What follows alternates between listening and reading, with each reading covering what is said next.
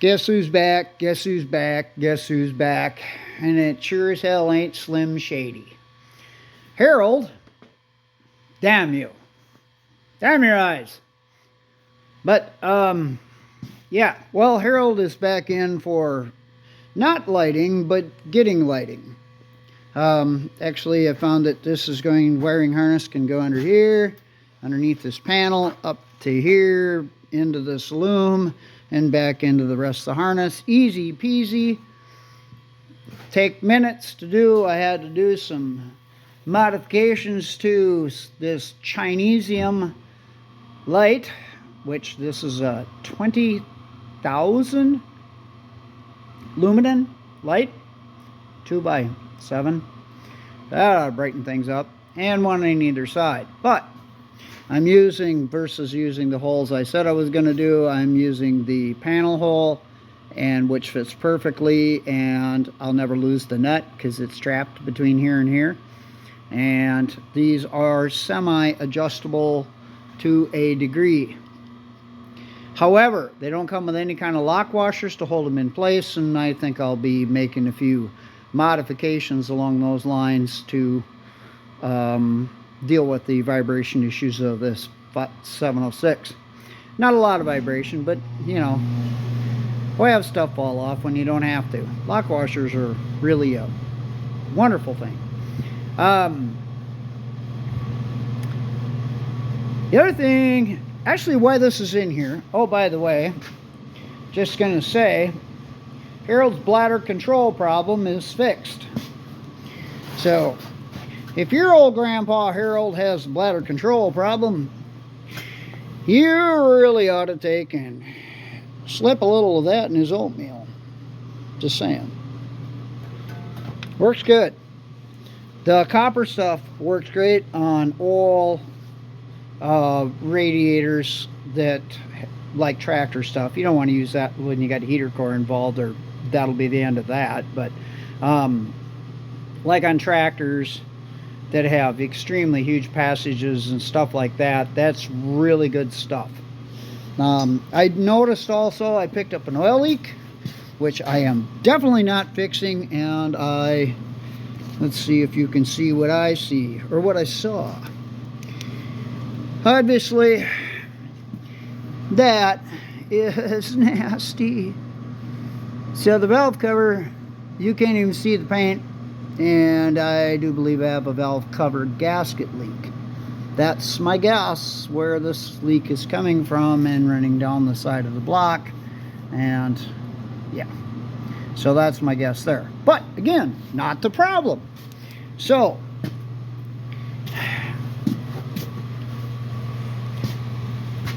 I'm going to add in the problem. The problem, as you can clearly see, this was not moving, and this one was moving. And guess what happens when you do that? You go that way and that way. And it was out of my way of doing other things, and that's all I really cared about. But it was 25 below zero. Wind chill. And so we had something frozen. So we put a heater on it, a torpedo heater, thinking it was the rear end, which I will get to that in just a minute. Okay, now getting back to this doing Louis in the parking lot thing, I thought that this was full of water. Now you can see on this tractor, I hope it's good enough lighting, that there is a fill plug there, and on the bottom, way underneath here, there is a drain plug, which I'm sure you can't see, but it's there, trust me. So these hold, according to the book, hold 6 quarts of high trans. So I assumed this was full of water somehow and had frozen up this axle from turning. But the wheel would wiggle back and forth slightly, and I was like, what the F? And so it didn't make any sense, but it was froze solid and it would not even frickin' move. Alright, so I've never checked this, so my bad. So now we're going to check it. We're going to drain a little off. We're going to replace a little. We're going to give it whatever it needs, both sides. And if it's nasty, it comes out, it gets changed. If it's dirty, nasty, whatever, it's gone. If I'm doing maintenance, I guess I'm biting the bullet and doing maintenance. But you see that little thing straight ahead of me? That is a brake drum. So after I heated this thing with a torpedo heater to 70, well, actually the housing was like 50 degrees and 70 where the torpedo was hitting it, it still wouldn't move. But it was looser. So I'm like going, what the fuck? I'll edit that out, like I always do. So then I put a tarp over this so it would encase all the heat, so it would just be there, just to heat everything here really good. And lo and behold, this thing unthaws because there's something wrong going on in here. And sure enough, a little bang, and we're moving. So I wouldn't even have to heat the axle housing. If I had heated this drum, that would have taken care of it. Now, my manual does not tell me what's going on behind here. It's vague. Thank you, Farmall, for being so crappy on the stuff you produced for the owner. So I don't have anything in this manual that shows me anything besides just maintenance related stuff. It doesn't break down doing a brake job or anything in this specific manual. So I'm off the case to go learn. And before I attempt to take these probably horribly rusty bolts out, which my guess is some of them will probably snap off and make my life an absolute living hell, because I wouldn't be me if it didn't. So we're going to try to crack every one of them loose by hand rather than just go after it with an impact wrench. But I want to know what's behind there. I want to know what I'm getting myself into. So we're going to go crack a book and see what we can find out. Go to the case dealer, see if I can find a manual and look up brake job, because these are hydraulically run brakes. Okay, so this does have, well, there's another Zerk fitting I missed, by the way, which I have to figure out what I got to do to satisfy that little feller. It's in a wonderful location underneath the floorboard. I hope I do not have to remove the floorboard, but I know I have to remove this brace. And as you can see, that brace has got all kinds of washers on it because it has the wrong bolt in it. Well, so if this snaps off because of rust, I'm really going to be pissed.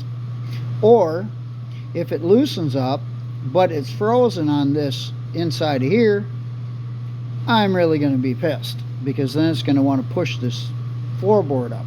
Then I'll have to remove the whole damn floorboard, and we all know that the deeper you dig, the deeper you are. Just like the last 3 times this God-blessed beast came in here. I am so sick of working on this tractor, I could scream. I got tons of work to do, and every time I go to use this thing, it's something. Lack of maintenance, I would assume, but how the hell did water get in here to begin with? That's what I want to know. Is it through this tube? Does that go all the way through? And if so, how does it get past the threads in such a quantity that it causes this to be rusted shut? Or I mean, not rusted, but frozen. Doesn't make sense. So I'm going to have to get into that. Now the other side works perfectly. There's nothing wrong with it. It's just this dude. So again, here we go. So here we go again. Okay, so 2 hours later, maybe 3, not really keeping track of time. Well, 3 hours later, I guess. Anyway, lights are mounted, run, put through loom, so it's nice, neat, and tidy, so there's no potential chance for shorting, and I hate using tape for these ends because it always lets go. But there was a lot of open wire and potential problems with all this. And so that's all lit, and we're gonna turn on some sunshine. There's the back view, there's my feet view, so I don't break my neck getting on the tractor, and there is the front view. Holy shit. Now, difference between off and on. Yeah, big difference. Okay, so moving right along. I really like these. They're nice and skinny. Loader's gonna miss them. It's awesome. I didn't figure I'd ever get so lucky to find something that was gonna work like this. And did the same thing on this side. This side goes by the exhaust, so I believe that running through the wire loom was better. I almost wanted to run it down through the frame and go back away from any heat source, but we'll see how it lives. Ended up having to use zip ties up in here because this panel's missing, and there is not a wire loom on this side of the tractor. So, as a matter of fact, this harness comes from the other side. So, I didn't want to go down and across and hook in and do all that foolishness. Plus, there was already, this wiring was already here, and oh, I see, gotta cut that off. I just snug this up in here to kind of keep this from being floppy, and then shifted over to this style loom, went from 1/4 inch to 3/8, and put all the connectors inside of there, taped that shut so it doesn't come apart, and actually did something important, which didn't quite get it the way I want it, but give me a minute. There's a lot of wires floating around in here doing things I don't even know what they're doing, because the dash is so pathetically butchered. When you get up in the dashboard wiring up here, that's just a disaster up in there. It's just filthy dirty. It's been painted over, you know. There's a lot of foolishness going on in there. Another thing I noticed too was there was an absolute bare wire. I tested it, and there was a bare wire just flopping around in here doing things, and that usually doesn't end well. My 504 found that out the hard way, and I ended up replacing a whole bunch of harness. So that being said, I don't know what this does either, or where that goes, but I do know that it's hot. So, and it was all bare, so we put some tape on that. So in all reality, this is as good as I can do for what's going on here. I gotta clip that off because I don't like that. But other than that, that part's done. Off to the case dealer to get some kind of a parts breakdown so I know what's inside here. Okay, well, we're gonna start this episode of Stupid with where we left off here with this drum, and I was told by my guy to go around with a breaker bar and one of these things. I have a 3-foot long one anyway, and crack all these loose by hand, and don't take an impact wrench to them so you don't snap them off if they're stuck. They weren't, thank God, but this outer drum is going to come loose, and whatever is going to fall out of it's going to land in a drain pan below, and that's where we're going to go with that. Now when I get in here, I'm sure you can't see me in here because there's no additional room for cameraman, camera, and goo, but we're going to do the best we can with what we have, which I'm trying. How about that? Well, that's all I got. So I'm going to get in here and drop this quick. There's a lot of stuff I got to cover because some other parts came in for this thing that I didn't anticipate. And let's see, what's that look like? Well, there's some grease on it. Okay. The other thing you mentioned too is to have a hammer handy to, I'm going to leave that one for last. Is to have a hammer handy to pop on this brake drum a little bit we're looking for rusty stuff too, rusty bolts. Oh, well, that's a shorter one. Okay, I'll be mindful of that.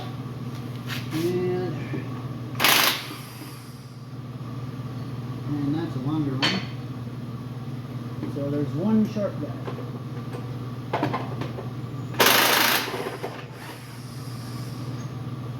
Two short guys. Okay, you're over there. And that's all except the top. And we're going to just loosen the top on slightly. Go find a pounding device to try to pop this thing loose.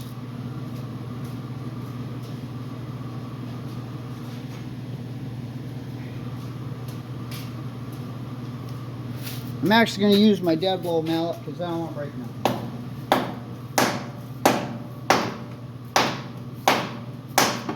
Ooh. And maybe I need a larger percussion device.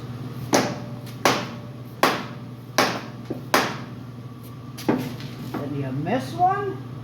Nope. You did not. And by the way, there is, I'm just going to point this out, in the center here, that's actually like a Welch plug, block plug type thing that's in the center that does pop out from the inside, and you can replace that. And I don't know what bore that is, but it looks quite standard. So there's that. So this thing's seared on here really, really well. So I am not certain. Oh, that's water. Well, that's awful high up for water to be. I've got a really bad feeling this thing is chock full of water. I'm going to get something a little more abusive.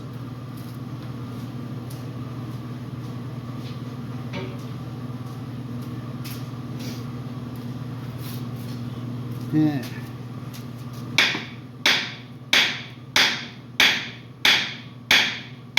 Wow.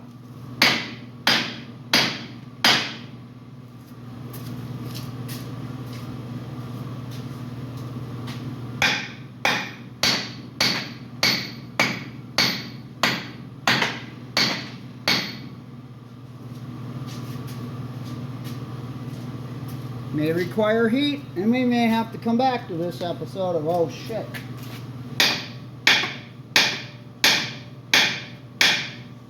Yeah, that's not wiggling much. Let's see. No, we did make a difference. We are getting a crack. So it is cracked loose. You must have a sleeve slides over something, and that's why it's being such a bear cat. So we'll continue on with this, and I will be back in a second. Well, no, finally got it cracked loose, and it was not happy about the whole situation. But no water came out, but a lot of lumpy gravy did. So I don't know what the hell we're going to find when we get this thing off. Probably bad things.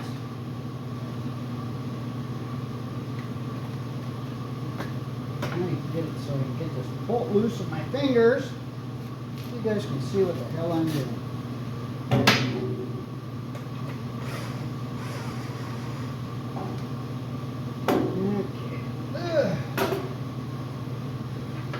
Okay, well that's down, so that's good.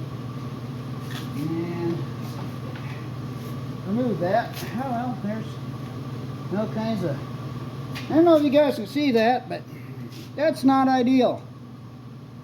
That is a lot of mud and crap, and that would freeze these up pretty quick. So that right there is enough to stop forward motion. So I think we're going to call it for right now, because that needs to go. I don't know if they can see that. That's like, well, if all that on my thumb froze, it's not going to let these discs move. So we're going to get into this. At least we didn't find a whole bunch of water like I was afraid. But these discs will have to be removed, and we will have to further investigate what's going on with the rest of this counter shaft and so on there. So Well, I'll come back after the cleanup is over, but yeah, that shows just the absolute mud, and how that got in there I don't have a clue. However, if I take it out, it's going to be a plus. Oh God, this thing's heavy. Okay, real quick here. Remember what I said about the deeper you are, the deeper you dig? Well, guess what? We've dug. See how rusted up that shaft is? Well, that's just got to be cleaned up, because this part will not come off of here, and I'm led to believe there's another disc behind it. Friction disc of some sort, kind or another. I noted also that it would seem that there's a spring, or what's left of one, there and there, which I'm pretty sure that's important for some reason. You can definitely see the mud and muck and the grooves of the casting here. So, which brings the, ouch, that was a low bridge. I've banged my head on this tractor so many times. Okay, these springs are still here in poor condition and probably junk, but those are, what's left of it is that. So back to the case dealership we go, but it took a while for me to get this piece out because it was so impacted in that wonderful stuff, and that's, yeah, and of course that's nasty, and that'll all have to get cleaned up too. So roughly, like I say, the deeper you are, the deeper you dig, and this just needs some definite things done before it goes back together. And now I got to figure out what, you know, this side up, because I didn't pay attention, and I probably should have, or marked it, and we'll have to determine that right away before I go any freaking further. Put it back on the machine while my mind is fresh, and I would assume that all of this quagmire is at the bottom. So actually from there to there is the worst of it, I guess. So I'm assuming this is the bottom, but I want to know for sure, and these springs will line up with things, so I want to make sure I mark this so there's no confusion going back together. I would assume that these springs are supposed to slide off. Well, that tells the story now, doesn't it? So these springs are supposed to slide off of here, off these pins, and I would assume they're rusted on, seared on, so there's going to have to be some things done. So what seemed to be a relatively simple job of draining some water out of it and going back to work has now turned into another 10 hours worth of, oh crap. So yeah, I'm going to save the painful swearing and cursing and stuff like that. I see also that there is a drain right here, and I'm assuming that's on the bottom of things, so that's supposed to keep this thing dry. Well, guess what, Hoss? It ain't working. Well, there's the bulk of the carnage in a nutshell, and as you can see, this is basically just mud. So when this froze, it would just lock everything up. I mean, that's some serious lumpy gravy. But it's mud. It's not grease or whatever, it's just mud. So it's all over those things. The return springs, which are those dudes over there, there's one that was good, but all the other three were broken. So $54 later, it's getting new ones, which I have to go chase those. The pin guides are all corroded and nasty, and I'm going to take all that apart and clean it as best I can, and take out this dowel pin that you see right here that's supposed to be in the other half of the case. Yeah, it came stuck with this one, so I'll drive that out, because that's a complete all the way through the hole like this guy.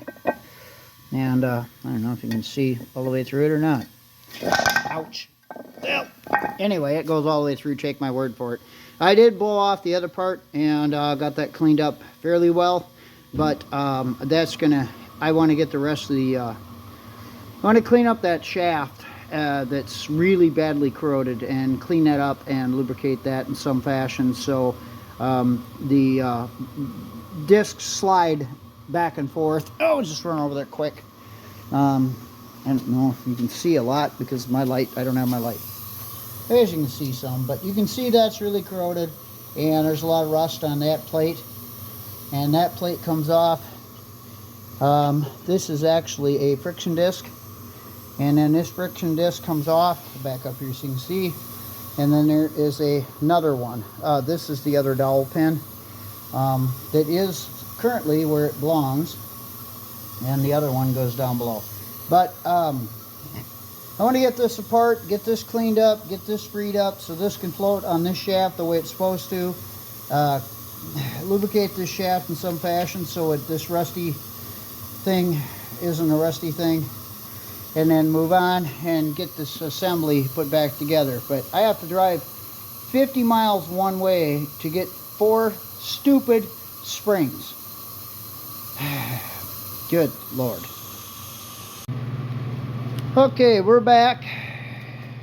It's a brief illness. Yeah, these things, they're problematic. I need new ones. I guess you can't get new ones. You get what you get. For one, we talked about this huge pile of stuff. I wanted to point out a few tools that you can't live without when you're cleaning this stuff up. And one is a Dremel tool.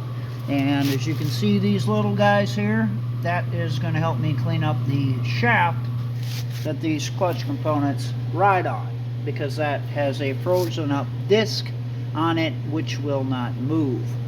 And I'm really on the fence with leaving it dry like the factory did, or putting some anti-seize on it or something so things float. Being that there's dirt and dust in there and brake dust, I don't know if putting anything on there is going to be a good idea or not, because it may cause even more problems. But being clean to start with is a really good start, especially this thing. I mean, all these deals with the springs right on here, these roll pins, they're just nasty. And this pin here is where the clutch rides on, or clutch, I'm sorry, brake, that piece, which that thing's nasty as hell. But it goes up and down on that, and if it's all screwed up and boogered up, it's not going to do that. I'm really entertaining throwing this thing right in my bead blaster. I got a glass bead blaster in the shop, and cleaning this all up with that.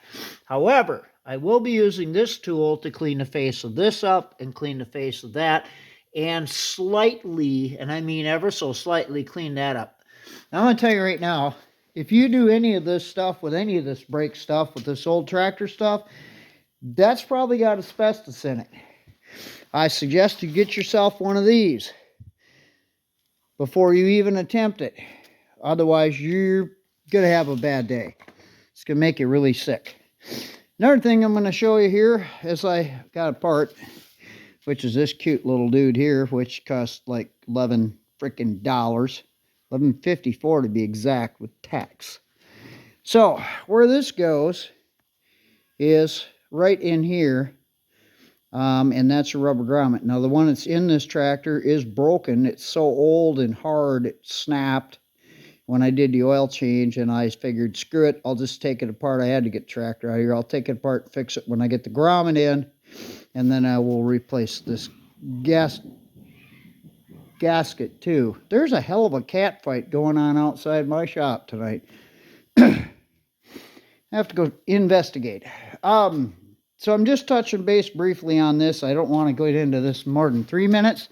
And so we're going to be cleaning this up here too, and removing this outer disc and cleaning the rust off of it, and just kind of purdy it up a little bit. There's a disc, I don't know if you can see it.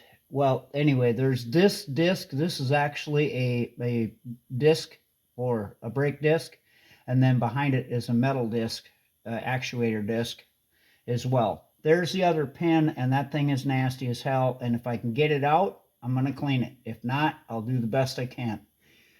This shaft is rusty as hell. This brake disc will not move. So if it's not going to move inward or outward or wherever it's supposed to go here under pressure, I'm going to say that's a problem. because like all brake systems, things have to float back and forth. So that being said, this is where I'm headed.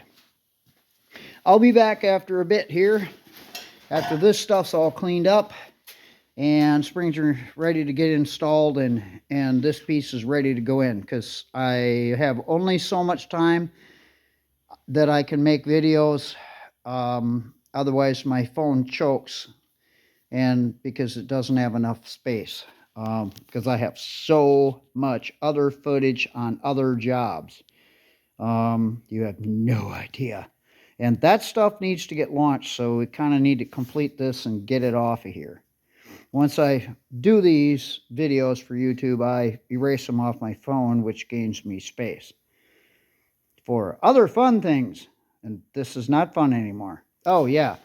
Harold picked up... Hello, Mercury. Harold picked up a new and improved oil leak and a gas leak, and so I had to shut the gas off because for whatever reason, now the needle and seat's not doing needle and seat things. And I found out that I think it's this gasket here that's totally seeping all the time. And you can, I don't know, you can't really see it, but I did determine that that's why this whole side of the block is washed. I checked the oil, it's fine. So it's just, I'll have to deal with this at another time. I don't even want to do this stuff until spring. Be honest with you. If it'll get through until spring, this thing just needs to get the hell out of here and stop working on it. Unless something breaks. All right. That's that. Yeah. So, cleaning up brake parts. Wear your mask. Be careful with power tools. I'll see you in a bit. Just going to take a moment to point out here what this looks like cleaned up. I have a mask on. There's the purpose for that, because this was nasty. I still got to pull the pins, but wanted to show you. You see all this stuff? That's baked on oil and dirt, and will really impede braking. And that disc is cleaned up pretty good, but that's really nasty. And that's going to take a while to get whittled down to look like that again. So that ain't the best, but it's a tractor.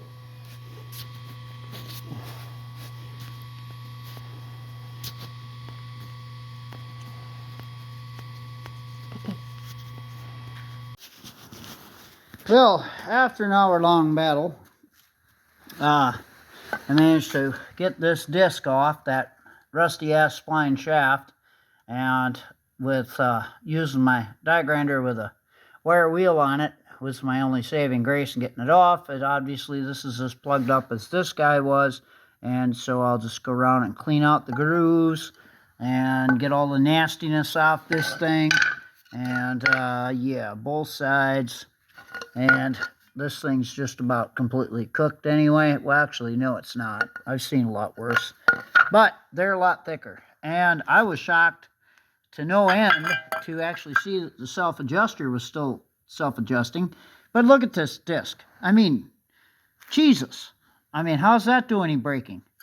You know? I mean, yeah. This side. You know, all covered with whatever the hell that is. That's nasty. And so we're going to clean all that up. So it's nice like that.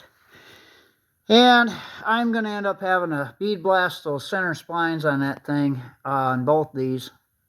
Because even the cleaned one won't go on the shaft. And the shaft is going to need a surgical procedure done with a die grinder with a very small cutoff wheel on it.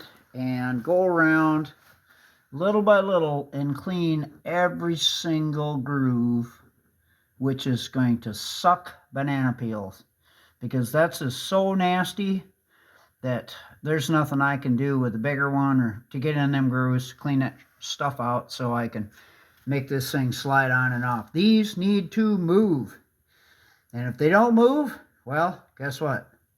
You got trouble. But that disc looks really good. I'm really happy with that one. So we're done digging. We're at the bottom of the hole. By the way, I think I screwed up a while back. said the deeper you are, the deeper you dig. But it's the deeper you dig, the deeper you are. Okay, after hours of intense work and bead blasting that so it's all clean and getting everything so everybody's clean and happy, that is in really bad shape. That needs to be replaced, but it's not happening for what's going on. This is good to go. As you can see, wow, what a difference in that shaft. And I hate trying to get these on the spline. Also, I put the self-adjuster piece in here already. That just drifts between them two pins. And the pins are all cleaned up as well. And I'm going to try to one hand put this stupid disc on and not look stupid. Oh, come on. We only have a limited amount of time. I get it. Ooh. Couldn't do that 6 hours ago. Okay. Then, this one. This goes to the inside. And this piece goes on like so. And like that. And that pops in there like that. And if I did my homework, this little feller goes on just like, almost like it's supposed to. And that's actually adjusted pretty damn good because the way this is set up. So we're going to leave it alone. Now the cover goes over the top of this, and there's but you got springs, and the spring tension you got to work against. And so there's no way I can show you guys how that's going to go with all the new springs in it. But roughly, just quick, all these springs, these are the new ones, and I cleaned this all up super good, so these guys just go right on there, slide right on, and the rest of them. So in comparison, snapped off, broke ass junk stuff, there was one that was good, but dumpster. So I got to get these pins in here, or springs on the dowel pins, and then this piece can go on, and we can cinch her down and call it a day. And probably just going to kick this thing outside because I am so sick of looking at it. I could scream. I got tons of work to do. So, hey, well, guess what? We're back. And this is all set up here, and I torqued everything down just the way it should be by a farm boy with a breaker bar, and yeah, that felt good.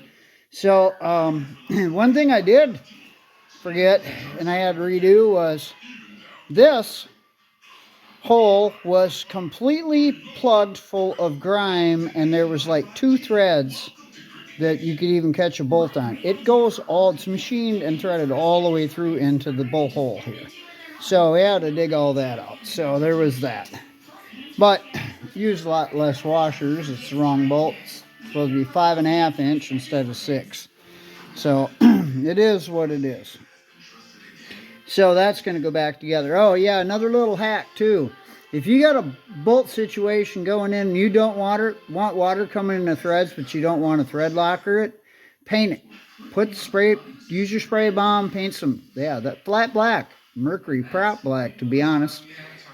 Paint the threads of the bolt. It's not going to hurt anything. You can crack it loose. If you had to heat it up a little bit to get it loose, it wouldn't take nothing. It should just back right out of there. But this job's done, and this guy's getting kicked out, and I'm not going to do the oil filter. That's going to have to be some other maintenance stuff down the road, because I just don't have time tonight, and I really want this done. So this needs to leave. If I do, well, then it's just plain and simple done, but not really in a mood for it. I am hungry. So we're done. I hope you liked this and learned a little bit of something about the brakes in a 706 all the way through 706, 756, 766, 806, they should all be the same type of brake system, according to what I've learned in the last few days. So, if you have any questions, feel free to leave comments, and of course, like and subscribe. Take care, all.